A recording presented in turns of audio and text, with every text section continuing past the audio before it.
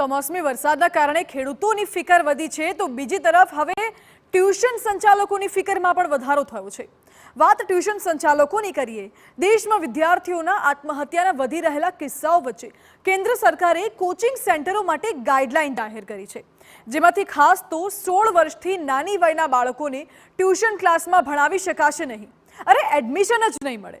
જો કે આ વાતનો કોચિંગ સેન્ટરોએ ભારે વિરોધ નોંધાવ્યો। અમદાવાદમાં ટ્યુશન ક્લાસ સંચાલકોએ આ મુદ્દે પ્રેમથી સરકારને ફેરવિચારણા કરવા વિનંતી કરી છે। આ માટે તેમણે કેટલાક સૂચનો પણ તૈયાર કર્યા છે। જો કે આ સાથે એ વાત પણ તેમણે સ્પષ્ટ કરી છે કે જો તેમની રજૂઆતો પર વિચારણા નહીં થાય તો ના છૂટકે તેમણે બાયો ચઢાવવી પડશે।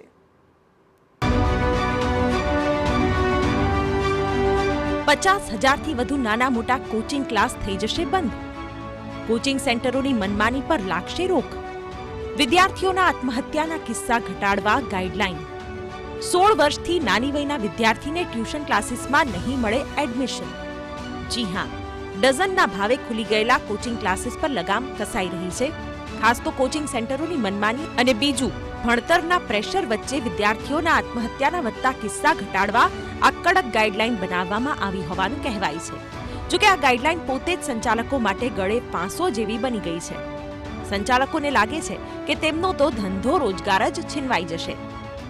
આ કાયદાને પગલે અમારું ખૂબ જ નુકસાન થાય છે। ધંધો બેરોજગાર ઓછા થવાના નહીં પણ બંધ થઈ જવાના એંધાણ છે। અને સામે પક્ષે જે આ કાયદો લાવવામાં આવ્યો છે JEE નીટ જેવી કોમ્પિટિટિવ એક્ઝામને પગલે બાળકો આત્મહત્યા કરે છે એ લોકો 16 વર્ષથી ઉપરના બાળકોને ભણાવવા હોવાને કારણે એ લોકો આમાંથી બચી જાય છે।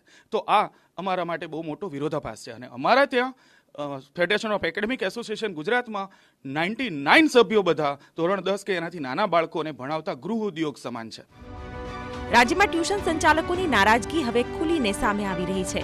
આ ગાઈડલાઈનમાં 16 વર્ષથી નાની વયના વિદ્યાર્થીને ટ્યુશન ક્લાસીસમાં એડમિશન મળશે નહીં, તો ફી અને કેટલા કલાક સુધી ટ્યુશન આપવા તેમજ નિયમ ભંગ કરનારને દંડ ફટકારવાની જોગવાઈ છે, જેની સીધી અસર રાજ્યના 50,000થી વધુ નાના મોટા કોચિંગ ક્લાસ પર થશે। આ નિયમોને લઈને ટ્યુશન ક્લાસીસના સંચાલકોમાં નારાજગી છે। તેમનું કહેવું છે કે રાજ્ય સરકાર આ ગાઈડલાઈનનો અમલ કરાવે તે પહેલા જ તેઓ વિનંતી સ્વરૂપે તેમનો પક્ષ રાખવા માંગે છે।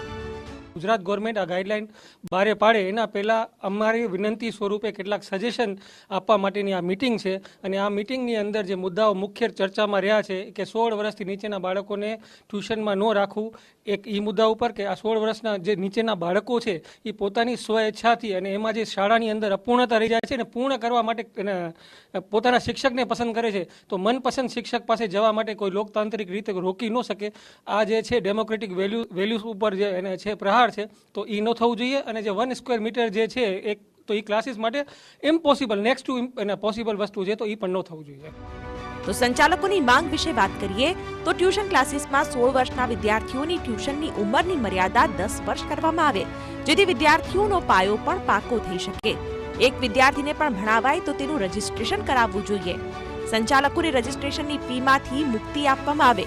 આ ઉપરાંત જે સ્કૂલમાં ભૂતિયા વિદ્યાર્થીઓ નોંધાઈ રહ્યા છે તેની સામે કાર્યવાહી કરવાની પણ માંગ કરી। તો જગ્યાનો માપદંડ દૂર કરવા અને કોચિંગ ક્લાસને લીઝ પર જમીન સહિતના લાભો આપવા સંચાલકોએ માંગ કરી છે।